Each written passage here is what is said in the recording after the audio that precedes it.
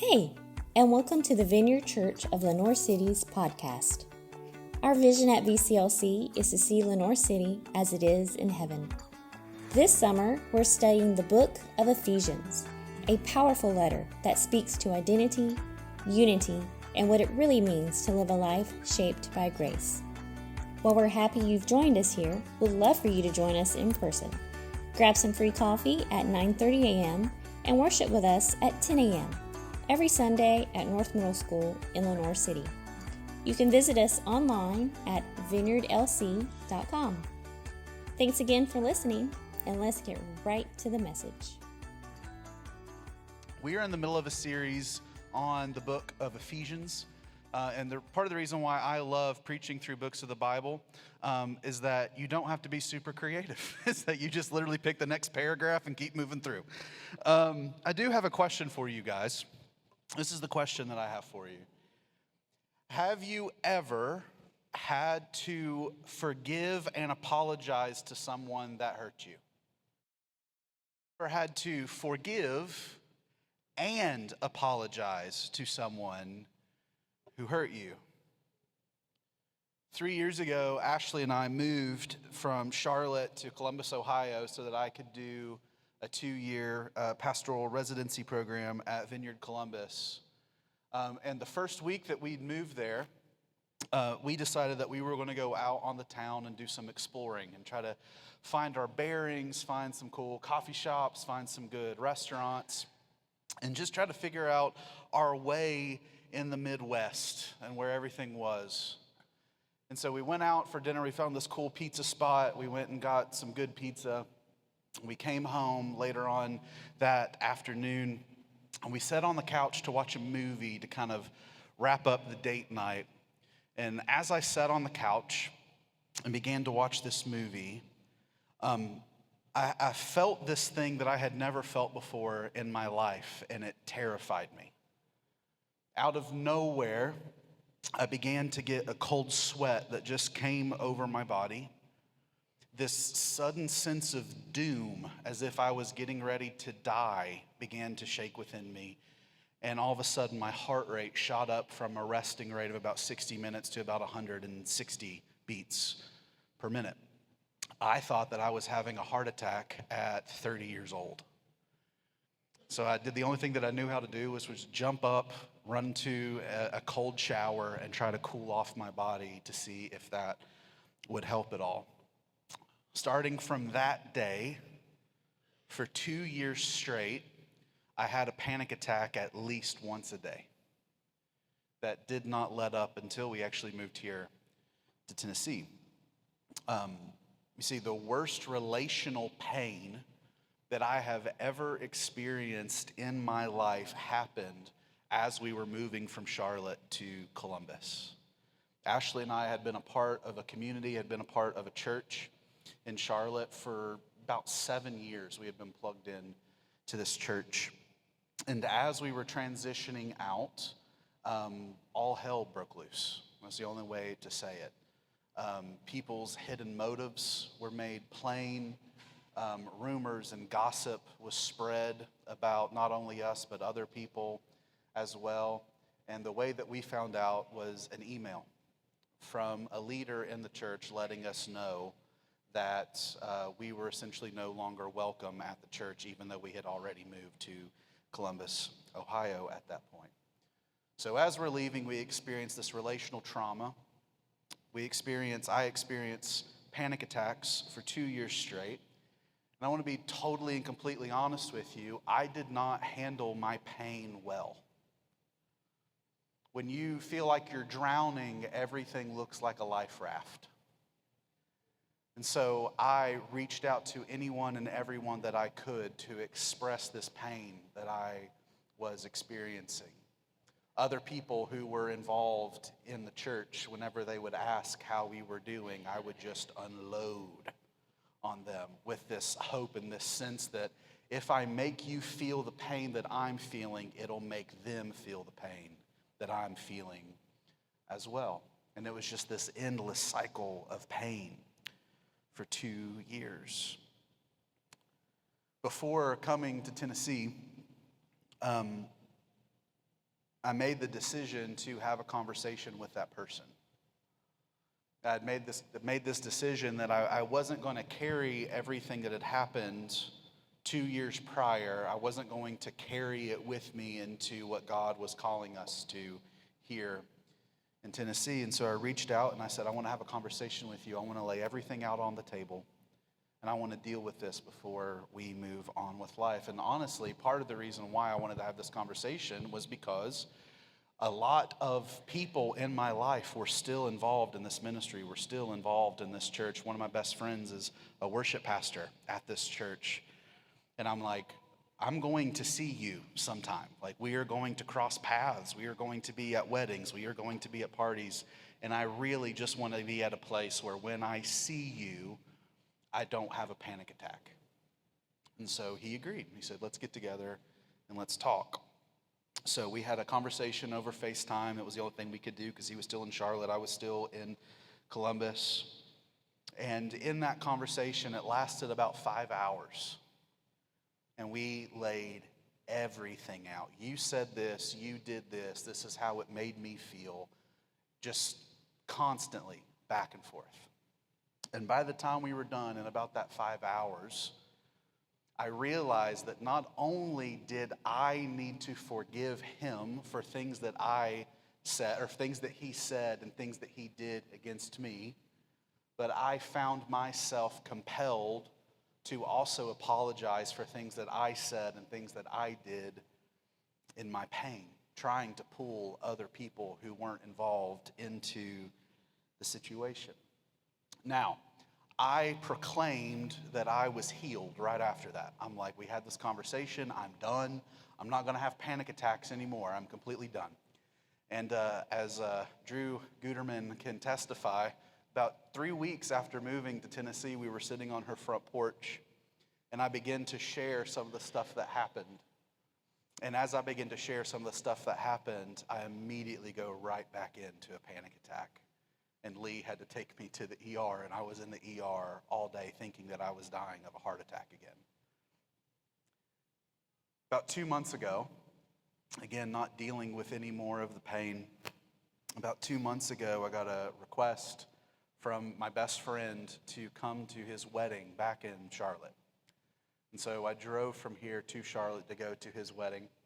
And what I did not know was that my former pastor was the one who was presiding over the ceremony. And so as I was driving, I was telling myself, I am going to have to be with him.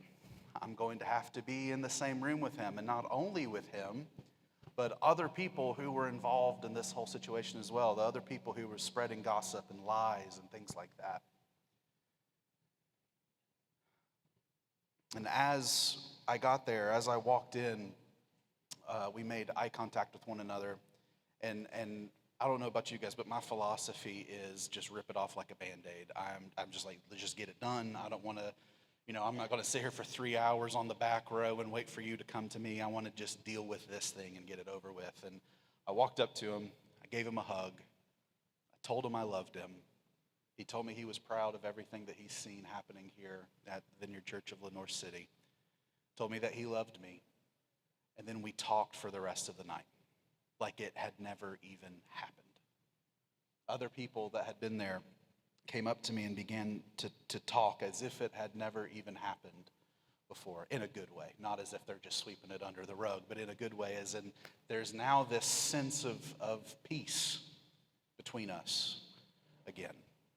Now, I don't tell that story to make it sound like I have it all together. Very, very far from having it all together. It's quite the opposite, in fact. I tell that story because that story still affects me. Even as I'm telling the story to you, I can feel my heart rate going up in my throat right now. That story still affects me. I have a hard time whenever I meet new people connecting with them and trusting them because of what happened 3 years ago. But another reason why I tell that story is because I am convinced that healing is possible. I'm convinced that what Christ has done in us should affect the way that we interact with those around us. You see, in the text that we've been walking through for the last few weeks, we've walked through Ephesians chapter 1. Today we're going to be wrapping up Ephesians chapter 2. And for the first half of chapter 1, the first half of chapter 2, Paul outlines what the gift of grace is and how it is at work among the community at Ephesus. There are people there who know their identity and their calling. They know that they have the power of God, and they can see God moving in their midst. And so with all of that in mind, Paul begins to apply this idea of grace and identity and the power of God specifically to the community of people who are at Ephesus, showing how community, specifically the community of the people of God, how it is formed and what it should look like. So if you would, let's open our Bibles to Ephesians chapter 2, and we're just going to walk through this passage this morning. Ephesians chapter 2, starting in verse 11. Paul says, "Therefore, remember that formerly you who are Gentiles by birth and called circumcised by those who call themselves the circumcision, which is done in the body by human hands. Remember that at other time you were separate from Christ, excluded from citizenship in Israel, and foreigners to the covenants of the promise, without hope and without God in this world." See, Paul, primarily addressing the Gentile believers who were in the church at Ephesus, encourages them to remember their state prior to Christ. You see, the Jewish worldview at the time, and still held by many, is that there are two kinds of people in this world: Jews and Gentiles. The Jews were God's people that he chose to enter into a covenant relationship with. And we see this is the story of the Old Testament. And through that covenant, he gives them special access to his presence through the temple and the priesthood, and he gives them atonement through the sacrificial system. And they were specifically charged. If you go back and you read the giving of the law and the making of the people of Israel, they were specifically charged with being witnesses to God's goodness and wonders to all of the other nations. God didn't just give them these gifts and say, you guys just go be by yourself. It was for a specific purpose. So that's the Jews. And then the Gentiles were anyone else. The Gentiles were every other nation, which is why Paul tells them to remember their previous state. Gentile nations were excluded from citizenship with Israel, even though there were some who could renounce their citizenship and the ways of life in their pagan nations and become a part of Israel, the nation of Israel itself. Even if you were to do that, if you were a Gentile person and you were to convert to Judaism, you were still not a complete Jew in their eyes, because you were not a descendant of Abraham. So this division between Jew and Gentile had become an issue in the early church. We see this all throughout the letters of Paul in the New Testament as well, particularly as Paul began to preach and teach throughout the Mediterranean. I mean, if you want to get honest, this is what the book of Galatians is about. You see, a theological shift had taken place within Judaism between the 3rd century BC and the 1st century AD, with a movement that became known as Second Temple Judaism. If you know your Old Testament history, there was one temple that was built, and then it was destroyed, and they built a second temple. And then the theology that developed and the writings that developed around the time of the building of the second temple began to influence the theology of the Jews who lived at that time. And so we know that there is, just from examining the writings of the time, we note that there has been a theological shift from First Temple Judaism to Second Temple Judaism, specifically that instead of seeing God's choice for them and the covenantal sign of circumcision as a gift that came with responsibility, which is what we were just talking about, this responsibility to reflect God's goodness to all of the rest of the world, they began to see God's choice for them and God's sign, his covenantal signs for them, as judgment against all of the other nations. And this led towards hostility with the Gentiles who were around them. And so Paul confronts this idea throughout the New Testament. In summary, Gentiles were not only separate from God because of God's choice for Israel, but Israel was largely, up until this time, had largely refused to live up to its responsibility of making God famous among the nations. They had almost kind of dropped the ball with regard to this. And this is why Paul says that they are Gentiles without hope and without God in this world. The phrase without God here actually means atheists. It's the same word for it's atheos, meaning that you thought you had gods. All you had was idols that were carved with human hands. You were without God in this world. So Paul tells the Ephesians to reflect on this. Remember your state prior to what comes next. And I say this because this isn't how the story ends. This would be a very bleak picture if this is how the story ends. There'd be no hope and no God. Peace out. I'll write a letter again in a couple years. Instead, there was a faithful Jew. Paul tells this story of there being a faithful Jew who lived in perfect obedience to the commands of the law. And this is what Paul says about him in the next paragraph. He says, "But now in Christ Jesus, you who once were far away have been brought near by the blood of Christ. For he himself is our peace, who has made the two groups one and has destroyed the barrier, the dividing wall of hostility, by setting aside in his flesh the law with its commands and regulations. His purpose was to create in himself one new humanity out of the two, thus making peace, and in one body to reconcile both of them to God through the cross, by which he put to death their hostility. He came and preached peace to you who were far away, and peace to those who were near, for through him we both have access to the Father by one Spirit." So Paul reminds the Ephesians that though Christ did this work of reconciliation, through Christ's work of reconciliation, he formed one new family. He's formed one new humanity. This is a hard point because, I'm probably going to step on some toes here, reconciliation is not just vertical. Reconciliation is also horizontal. Those who were once far away have been brought near, and the dividing wall of hostility between Jew and Gentile has been set aside.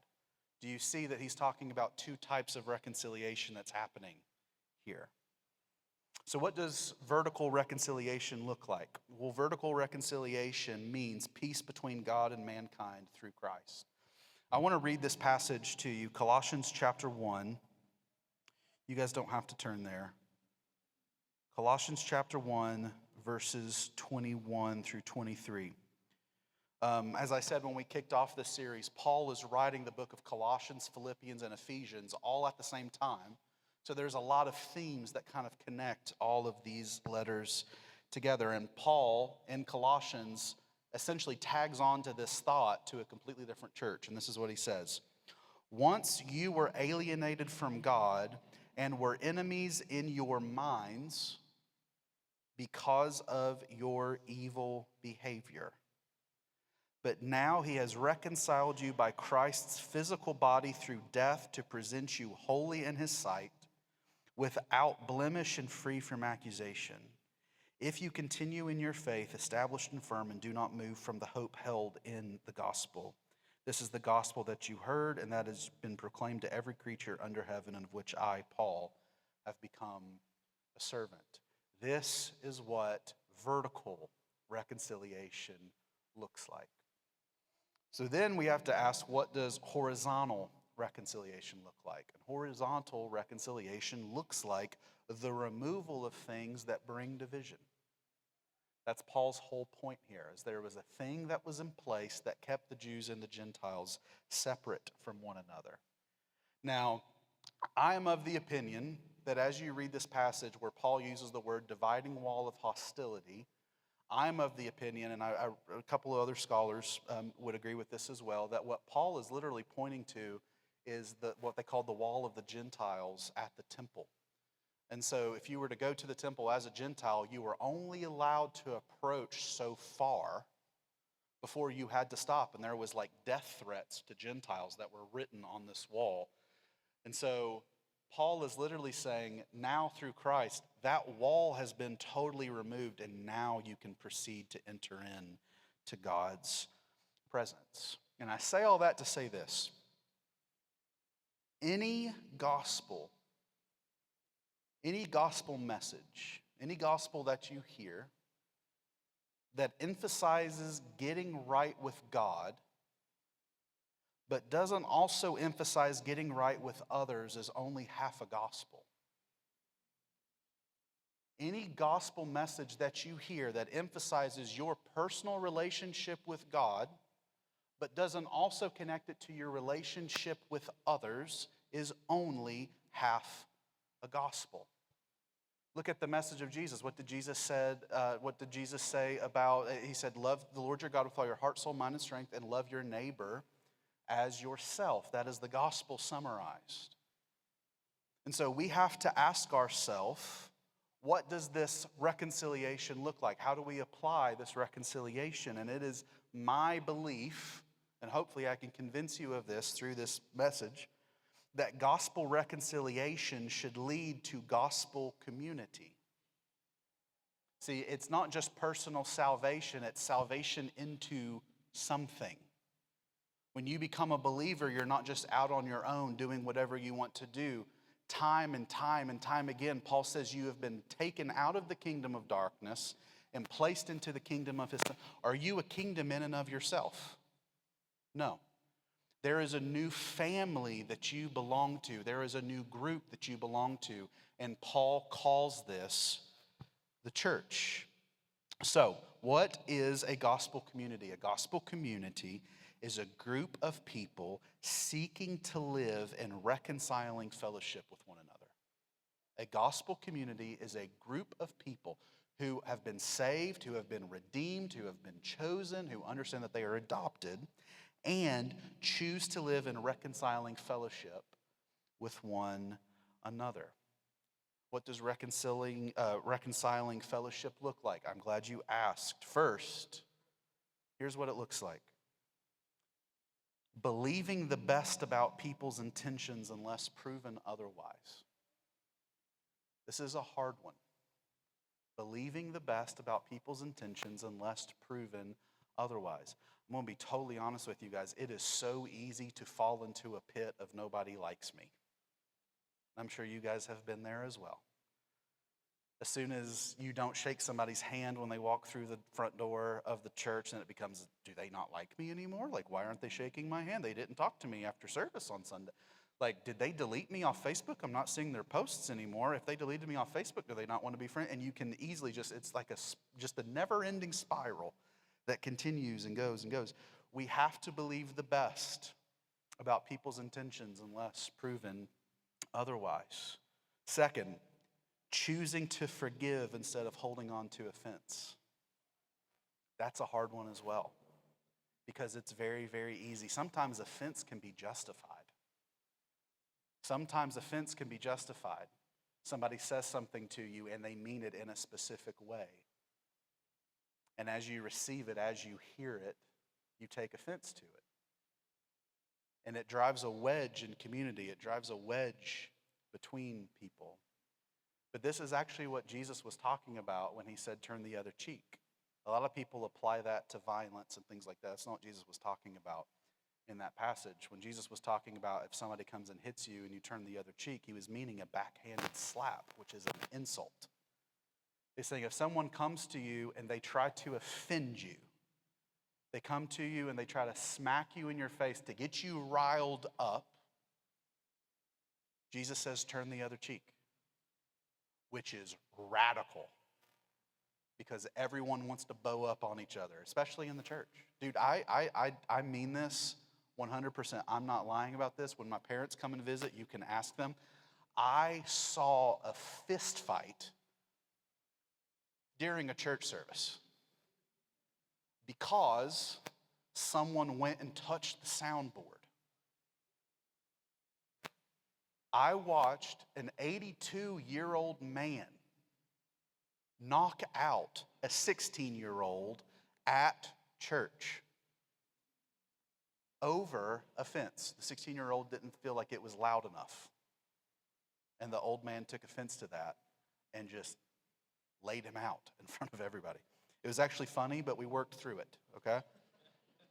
Because we were a transparent, reconciling community is what I'm trying to say. And then 3, this one's also hard.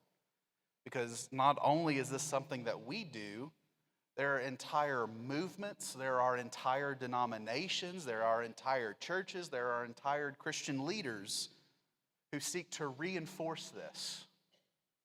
And this is, or reinforce against this, push against this. And this is radical humility. You see, when you live from the perspective of radical humility, you understand that there's no such thing as a super Christian. How many of you guys know people who are like super saved? My grandma is super saved, okay? But she's not a super Christian. What I mean by that is she's not like levitating above everybody else. It's nothing like that. But there are perspectives, there are theological positions, there are theological perspectives where it's like there's everybody who's here, but because I'm speaking tongues, I'm over here. All the other Christians are down here, but because I've experienced entire sanctification, I live up here. You're Methodist. I'm Baptist. You're Pentecostal. I'm Vineyard. You're Catholic. I'm Anglican. And we build these dividing walls right back up again that Jesus died to tear down. Have you guys ever noticed that? How divided the church actually is? Paul says the dividing wall has been torn down, but we have entire movements, entire churches, entire leaders who build their platform on building the wall again. And that's radical to me. See, I used this phrase earlier, seeking to live in reconciling relationship with one another for a very specific reason.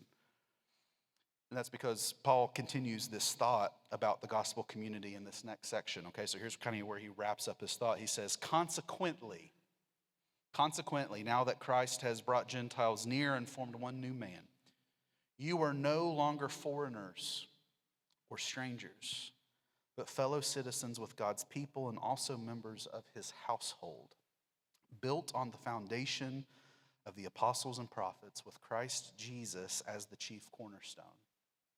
In him, the whole building is joined together and rises to become a holy temple in the Lord. And in him, you too are being built together to become a dwelling in which God lives by his Spirit. So Paul tells the Ephesians that not only have the Gentiles been included in God's family, past tense through the work of Christ, the Gentiles have been included into God's family, but that God is actively, present tense, building a new temple. God is actively building a temple and filling it with his Spirit. So how do we partner with God in this? This is the question. How do we partner with what God is doing in building this new temple for his new family? I'm glad you asked. You see, it's one thing to get up here and say, this is what it should look like, and it's another thing to say, here's how we do it. We can get up here and preach theory all day long. This is how the rubber meets the road. My dad taught me this leadership principle when I was growing up. Some of you guys, my dad's a pastor as well. And when I was coming up, he would take me into like leadership meetings with him, and I would sit in on elder meetings and all that fun stuff because I was a church nerd even when I was a kid. And my dad taught me this principle that I've found to be true, and I want to just throw it out there to you guys and see if you guys find this to be true as well. Every one of us has a bucket of gasoline or a bucket of water. And whenever a fire, a situation arises, we get to choose which one we throw on that fire. You guys find that to be true? You guys find that your reactions and the way that you interact with people can sometimes either throw gasoline on a fire or throw water on a fire? I want to talk real quick about how we throw water on fire, how we deal with conflict in a healthy way, okay? First, when we are offended, this is how we deal with offense quickly. When we are offended, when we are hurt, and trust me, in the church, doesn't matter what church you are a part of, if you're a church here or you're a church down the road or wherever, there will be plenty of opportunities for offense because we're just people. There will be plenty of opportunities where your toes will get stepped on. I'm going to get up here and say something, and you're going to go home and be like, well, I can't believe he said that. Like, it's going to happen. One of the ways that we fight offense, one of the ways that we keep a fire from spreading, is by going directly to the person who offended you or hurt you. This is called the Matthew 18 principle. Jesus teaches that if there is offense, you go to the person, and if they don't acknowledge it, then you go and you take someone else with you and acknowledge it. And if the offense and pain and hurt isn't dealt with, then there's another step that's taken.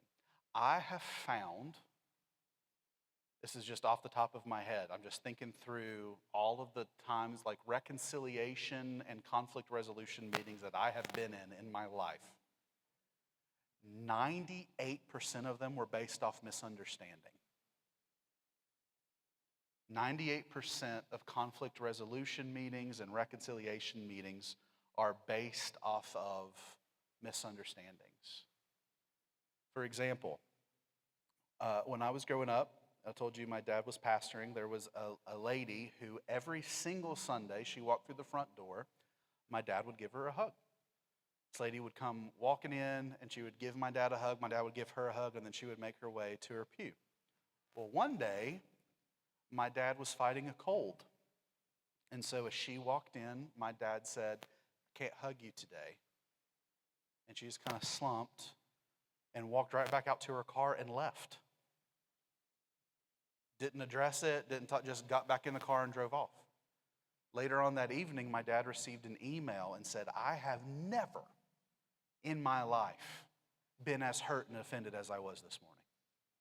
And that is where my dad had to go, listen, one, I don't even know who I was talking to. I was on NyQuil and Benadryl and all sorts of stuff. I couldn't even see your face clearly.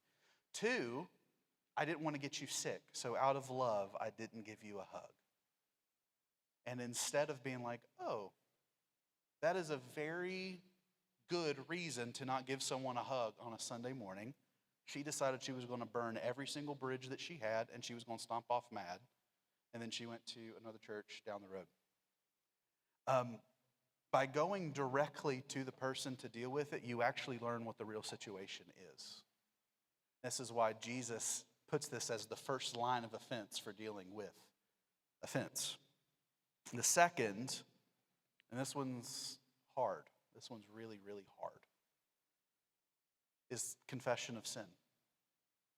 Public confession of sin. I don't mean everybody standing up and being like, I did this week. What I mean is, and I've heard horror stories of stuff like that happening in church.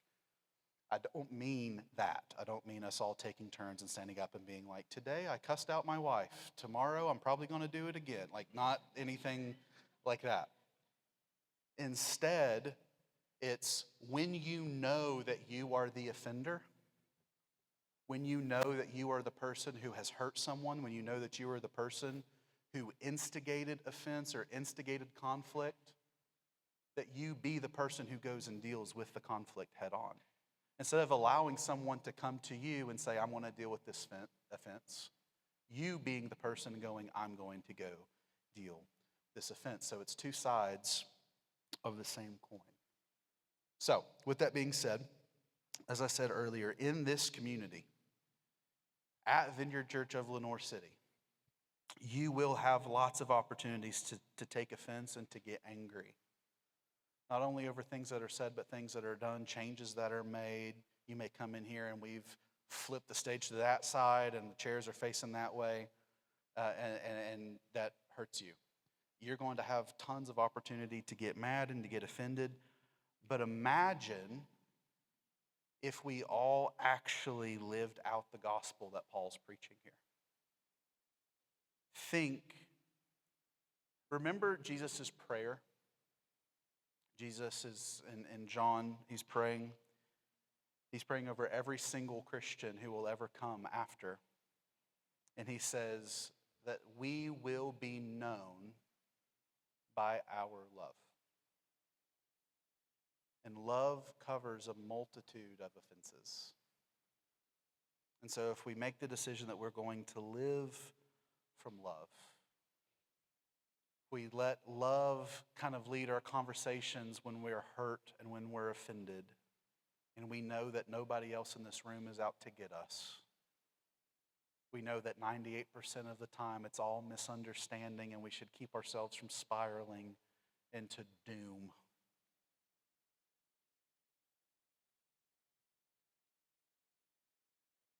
Sadly, that's not the case for most people. That's not the way that most people see the church today. I know people who think that church is where you go to get offended.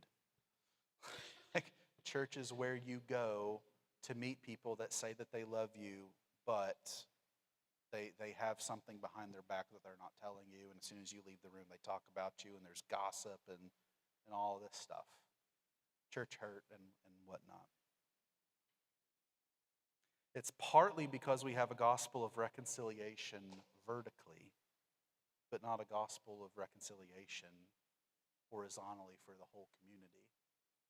So I want to challenge you guys. Any gospel that emphasizes getting right with God but doesn't also emphasize getting right with others is only half a gospel. We hope this message encouraged you in your walk with Jesus. If it did, like, share, or drop a comment to help spread the word. Click the links below to learn more or see what's coming up. And if you're in the area, we'd love to see you on a Sunday. Thanks from all of us at VCLC.